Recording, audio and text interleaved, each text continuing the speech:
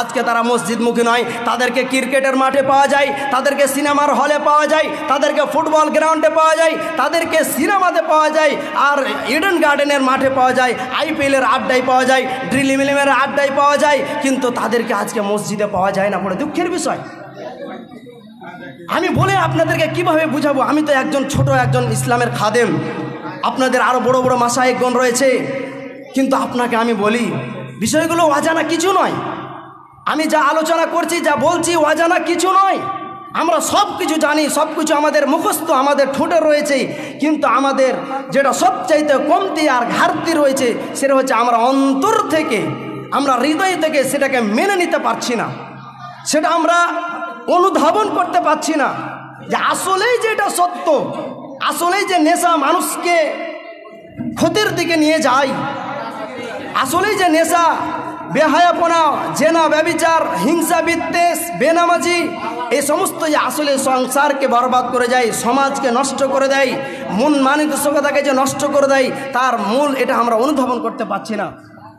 সম্মানিত উপস্থিতি, আপনাকে আমি আহ্বান জানাই, আর একটি বিষয় যদি আমরা লক্ষ্য করি তাহলে আমাদের সমাজে বহুল পরিচালিত, তার মধ্যে আরেকটি হচ্ছে যে অহংকার।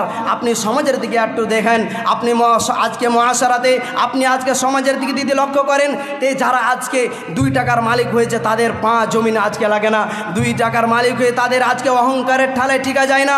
অথচ আল্লাহ রাব্বুল আলামিন বলেছে, শুনো, ইন্নাল্লাহা লা ইউহিব্বু মান কানা মুখতালান ফাখুরা, যে মহান আল্লাহ রাব্বুল আলামিন কিন্তু অহংকারীকে, যারা গর্ব করে, অহংকার করে, তাদেরকে আল্লাহ পছন্দ করে না। আরে তুমি সামান্য টাকার মালিক হয়ে আজকে জমিনে তোমার পা থাকে না, কিন্তু ফেরাউন, কারুন তোমার থেকে বড় পয়সাওয়ালা ছিল, তোমার থেকে বড় ক্ষমতাবান ছিল, সেইগুলোর দিকে তুমি একটু লক্ষ্য করো, কিভাবে তুমি আজকে সে অহংকারে তুমি আজকে জড়িত রয়েছ। সম্মানিত মুসলিম সমাজ, আপনাকে আমি আরেকটি বার্তা দিতে চাই, আপনার মধ্যে যদি এই আমল থাকে, আপনার মধ্যে যদি এই সমস্ত কুকর্ম থাকে, এই সমস্ত পাপাচার থেকে আপনি ফিরে আসুন। মোহতারাম উপস্থিতি, আমার সময় হয়ে গেছে, আমি মাশায়েখের কাছে কয়েকটি মিনিট আমি শুধু আমার বিষয়ের সারাংশটা শেষ করার জন্য বলছি যে আমাদেরকে, মুসলিম সমাজকে আরও সচেতন হতে হবে। এই সমস্ত হালাকার মাধ্যমে, এই সমস্ত প্রোগ্রামগুলোর মাধ্যমে আমাদের মুসলিম সমাজকে, আহলুল হাদিসকে বিশেষভাবে আমাদেরকে করতে হবে। তাহলে আমরা যদি এই সমস্ত পাপগুলো ছাড়ার আমরা সচেতন হই বা চেষ্টা করি, তাহলে আমাদেরকে সর্বপ্রথম যে বিষয়টা করতে হবে, খুব ভালোভাবে 2-1টি কথা আপনারা মনে রাখবেন। আপনাদেরকে আমি শুধু কয়েকটি পয়েন্ট আপনি বলে দিই যে এই সমস্ত পাপ থেকে বাঁচবেন কিভাবে।